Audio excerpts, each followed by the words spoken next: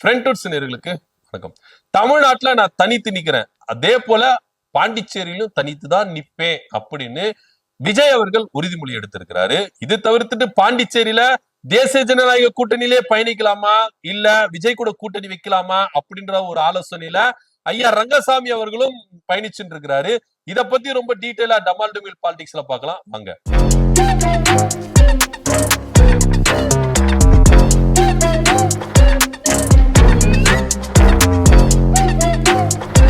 பாண்டிச்சேரியை பொறுத்த வரைக்கும் எடுத்துட்டீங்கன்னா தேசிய ஜனநாயக கூட்டணி ஆட்சி அங்க இருக்கு. தமிழ்நாட்டுல கூட்டணி ஆட்சிக்கு ஒத்து வராத எடப்பாடி பழனிசாமி அங்க மட்டும் கூட்டணி ஆட்சிக்கு ஒத்து வந்துட்டாரு. ஏன் அப்படின்னு பாத்தீங்கன்னா அங்க அதிமுக ரொம்ப வீக்கா இருக்கு. ஆனா இருந்தாலும் ரங்கசாமி ஐயா தலைமையில பாஜக, அதிமுக போன்ற கட்சிகள் கூட்டணி ஆட்சி நடத்திட்டு வராங்க. ஆட்சியிலும் அதிகாரத்திலும் ஐயா ரங்கசாமி பங்கு கொடுத்துட்டாரு. ஆனா காலப்போக்குல இது எப்படியா மாறுது அப்படின்னு பாத்தீங்கன்னா ரங்கசாமி ஐயா அவர்களுக்கு பெரும் இடைஞ்சலா மாறுது. தெரியாதனமா நம்ம கூட்டணி ஆட்சியை கொடுத்துட்டோமோ, அமைச்சரவையில நம்ம பங்கு கொடுத்துட்டோமோ, இவங்க நம்மளை ஏறி மிதிக்கிறாங்களே அப்படின்ற ரேஞ்சுக்கு யோசித்ததாகவும் தகவல். இதன் சார்பா ரங்கசாமி கட்சியில பல சர்ச்சையான பேச்சுகளும் பிளவுகளும் ஏற்பட்டது அப்படின்றது நிதர்சனமான உண்மை. இதை தவிர்த்துட்டு விஜய் அவர்கள் கட்சி ஆரம்பிச்சாரு. கட்சி ஆரம்பிச்ச உடனே பாண்டிச்சேரியில ஒரு மீட்டிங்கை போட்டு அங்கே அதிர்வலைகளை ஏற்படுத்தலாம் அப்படின்னு சொல்லிட்டு அங்கே அதிர்வலைகளை ஏற்படுத்தினாரா அப்படின்னா ஆமா ஏற்படுத்தினார். எப்படி ஏற்படுத்தினார் அப்படின்னு பாத்தீங்கன்னா தேசிய ஜனநாயக கூட்டணியில் அங்க வகிக்கிற என்ஆர் காங்கிரஸ் ஏன் நம்ம இவங்க கூட்டணி கூட போனோம், ஏன் விஜய் கூட போக கூடாதா அப்படின்னு யோசிக்க வச்சது அப்படின்னு அப்ப பேசப்பட்டது. இதனிடையில நானும் களத்துக்கு வரம்பா அப்படின்னு லட்சிய ஜனநாயக கட்சியை ஒண்ணு ஓபன் பண்ணி ஜோஸ் சார்லஸ் அவர்கள் என்ன பண்ணாரு, அதிரடியை கலப்பினாரு. இந்த ஜோஸ் சார்லஸ் அவர்கள் கட்சி ஆரம்பிச்சது ஆரம்பத்துல ரங்கசாமி ஐயாவை எதிர்த்துதான் இவர் என்ன பண்ணாரு, பல நலத்திட்ட உதவிகள் மக்கள் இயக்கமா இருக்கும்போது பல நலத்திட்ட உதவிகளை செஞ்சாரு ரங்கசாமி ஐயாவுக்கு எதிராகவே. இங்க பாஜகவுக்கு எதிராகவோ மத்த கட்சிக்கு எதிராகவோ செயல்படவில்லை. ஐயா ரங்கசாமி அவர்களுக்கு எதிராகவே லட்சிய ஜனநாயக கட்சி இயங்குது அப்படின்றத நிதர்சனமான உண்மை. ஆனா சமீபத்துல பாஜக என்ன சொன்னாங்கன்னா பாஜக, என்ஆர் காங்கிரஸ், லட்சிய ஜனநாயக கட்சி, ஜோஸ் சார்லஸ் எல்லாருமே கூட்டு சேர்ந்து நம்ம நிக்கலாம் அப்படின்னு சொல்லிட்டுதான் அவங்க டிக்ளேர் பண்ணதா ஒரு தகவல் இருக்கு. ஆனா இதுல லட்சிய ஜனநாயக கட்சி உள்ள வருது ரங்கசாமி ஐயா சுத்தமா விரும்பவே இல்லை. நீங்க லட்சிய ஜனநாயக கட்சியை கூட்டணி வச்சுக்கிறீங்கன்னா நான் கூட்டணியில இருக்க மாட்டேன், நான் தனித்து நிக்கிறேன், இல்ல கட்டி விஜய் கூட கூட்டணி நிக்கிறேன் அப்படின்னு சொல்லிட்டு ரங்கசாமி ஐயா பேசினதாக ஒரு தகவல் இருக்குது. சோ இப்படியா இருக்கும் பொழுது பாஜகவுக்கு ரொம்ப குழப்பமா இருந்தது.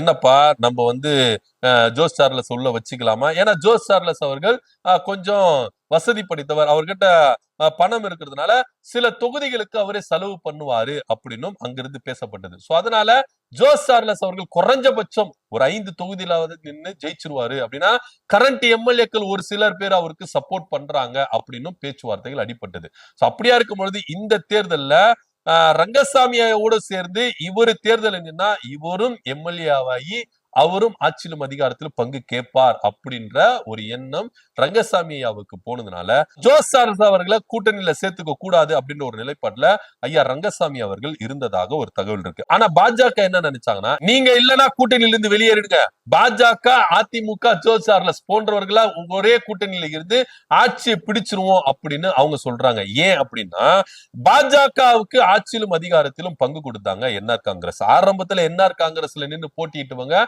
பெரும்பாலான என்ன பண்ணாங்கன்னா பாஜகவுக்கு திரும்பினாங்க. நீங்க ஜான்குமாரா இருக்கட்டும், அதே போல நமச்சிவாயம் ஐயா இருக்கட்டும், எல்லாருமே ஆரம்பத்துல என்ஆர் காங்கிரஸ்ல இருந்தவங்க தான் நாளை பின்ன என்ன பண்றாங்க பாஜகவுக்கு என்ன பண்றாங்க கூட்டணி, அவங்க அமைச்சரா இருந்து என்ன பண்றாங்க கூட்டணி ஆட்சி நடத்துறாங்க. சோ என்ஆர் காங்கிரஸ் என்ன பண்ணுச்சுன்னா பாஜக கூட கூட்டணி வச்சதுனால அவங்களுடைய கட்சி எம்எல்ஏக்கள், நிர்வாகிகள் பெரும்பாலானோர் பாஜக பக்கம் தாவுறாங்க. சோ இப்படியா இருக்கும் பொழுது ஒருவேளை என்ஆர் காங்கிரஸ் பாஜக கழட்டி விட்டா என்ஆர் காங்கிரஸ் தனித்து நின்று ஆட்சியை பிடிக்குமா அப்படின்ற ஒரு கேள்விக்குறி அவங்களுக்கு இருக்குது. இதனிடையில மாநில அந்தஸ்து எங்களுக்கு கொடுக்கறேன்னு சொன்னீங்க, அதனாலதான் கடந்த முறை உங்க கூட கூட்டணி வச்சு நாங்க என்ன பண்ணோம் தேர்தலை சந்திச்சோம். ஆனா இந்த தடவை மாநில அந்தஸ்து நீங்க கொடுக்கலன்னா உங்க கூட நின்று நாங்க தேர்தலை சந்திக்க மாட்டோம் அப்படின்ற டெக்னிக்கலா, அதாவது மக்கள் புறக்கணிக்கிற விதமா இந்த காரணத்துக்காக தாங்க நாங்க கூட்டணியிலிருந்து வெளியே வந்தோம், அதனால பாஜக நீங்க புறக்கணிங்க அப்படின்னு பிரச்சாரம் பண்ணலாம்ல. சோ அந்த யுக்தி என்ன பண்ணாரு ரங்கசாமி ஐயா என்ன பண்ணாரு பயன்படுத்தினார். இதுல ஐயா ரங்கசாமியோட தேர்தல் யுக்தியை நம்ம உன்னிப்பா கவனிச்சாகணும். அவரு திரும்பவும் காங்கிரஸோட கூட்டணி வைப்பாரு அப்படின்னு பேசப்படுது. எந்த காங்கிரஸ்ல இருந்து பிரிஞ்சு என்ஆர் காங்கிரஸ் ஒண்ணு ஆரம்பிச்சு ஆட்சியை பிடிச்சாரோ அதே காங்கிரஸ் கூட கூட்டணி வைக்கிறதுக்கும் ஐயா தயங்க மாட்டார் அப்படின்னும் ஒரு பேச்சுகள் அடிபட்டது.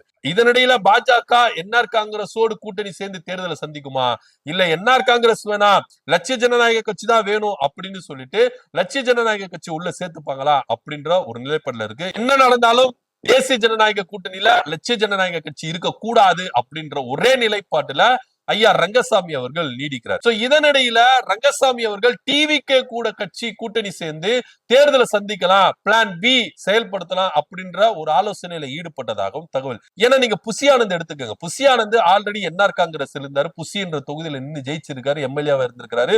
சோ அதனால என்ஆர் காங்கிரஸ் தலைவர் ரங்கசாமி அவர்களுக்கு ரொம்ப நெருக்கமானவர். அப்படின்றதுனால அவர் மூலியமா டிவிகேல பேச்சுவார்த்தை நடத்தி புதுச்சேரியில கூட்டணியோட நின்று நம்ம ஆட்சியை பிடிச்சிடலாம் அப்படின்ற ஒரு நிலைப்பாட்டிலையும் என்ஆர் காங்கிரஸ் தலைவர் ரங்கசாமி ஐயா இருக்கிறாரு அப்படின்னு பேசப்பட்டது. இப்படி எல்லாம் பேச்சுவார்த்தை நடத்திட்டு இருக்கும் போது விஜய் அவர்கள் அதிரடியை கொடுத்திருக்கிறார். நான் தமிழ்நாட்டுல எப்படி தேர்தலை தனியா நின்று சந்திக்கிறனோ அதே போலதான் இங்க நான் புதுச்சேரியிலும் தனியா நின்று தேர்தலை சந்திப்பேன் அப்படின்னு ஒரு அதிரடியை கொடுத்திருக்கிறார். நீங்க தமிழ்நாட்டுல எடுத்துட்டீங்கன்னா அதிமுக டிவிகே கூட்டணி வச்சு பேச்சுவார்த்தைகள் நடந்துட்டு இருந்தது. ஆனா அதிமுக பாஜக கூட கூட்டணி போனதுனால இங்க அந்த கூட்டணியில இருந்து என்ன பண்ணாரு, பேச்சுவார்த்தையில தவிர்த்து தனித்து போட்டி அப்படின்னாரு. ஆனா அதே போலதான் என்ஆர் காங்கிரஸ் பாஜக கூட்டணியில இருந்து வெளியே வந்தா இவங்க ரெண்டு பேரும் கூட்டணி சேர்றதுக்கான வாய்ப்புகள் இருக்கு. ஆனா தேசிய ஜனநாயக பாஜக கூட வந்தா கூட்டணி வைக்கிறதுக்கு வாய்ப்பு இல்லை அப்படின்றதுதான் விஜயோட நிலைப்பாடா இருக்கு. சோ ஆல்மோஸ்ட் இப்ப என்ன பண்ணிருக்காங்க, தகவலை பரப்பி இருக்கிறாங்க, நாங்க தனித்துதான் போட்டி அப்படின்னு சொல்லிட்டாங்க. இப்போ என்ஆர் காங்கிரஸ் என்ன முடிவு எடுக்க போகுது, பாஜக கூட்டணியில இருக்க போதா இல்ல பாஜக கூட்டணி வெளியே வரப்போதா அப்படின்ற ஒரு நிலைப்பாட்டுல இருக்கு. ஆனா என்ஆர் காங்கிரஸ் பொறுத்த வரைக்கும் பாஜக கூட்டணியில இருந்து வரமாட்டாங்க, அவங்க அங்கதாங்க இருப்பாங்க அப்படின்னு பேசப்படுது. சோ இதனிடையில ஜோஸ் சார்லஸ் அவர்கள் முடிவு என்னவா இருக்க பொழுது, ஏன்னா ஜோஸ் சார்லஸ் அவர்கள் தன்னுடைய மைத்துனர் ஆதவர்ஜுனா உதவியோடு டிவிகே கூட கூட்டணி வைக்க போறாரா, இல்ல தனித்து களம் காண போறாரா, இல்ல என்ஆர் காங்கிரஸ் தலைவர் ரங்கசாமியாவை சமரசம் பண்ணி தேசிய ஜனநாயக கூட்டணியிலேயே இடம்பெற போறாங்களா அப்படின்னு ஒரு நிலைப்பாட்டுல தான் இருக்கு. ஆல்மோஸ்ட் விஜய் அவர்கள் தமிழ்நாட்டிலையும் தனித்துதான் போட்டி, புதுச்சேரியிலும் தனித்துதான் போட்டி அப்படின்ற ஒரு நிலைப்பாட்டுக்கு வந்துட்டாரு அப்படின்னு தான் பேச முடியும். என்ன நடக்குது அப்படின்னு பொறுத்து வந்து பார்க்கலாம். இதை பத்தியோட கருத்து எப்படி கமெண்ட் பண்ணுங்க. நன்றி, வணக்கம்.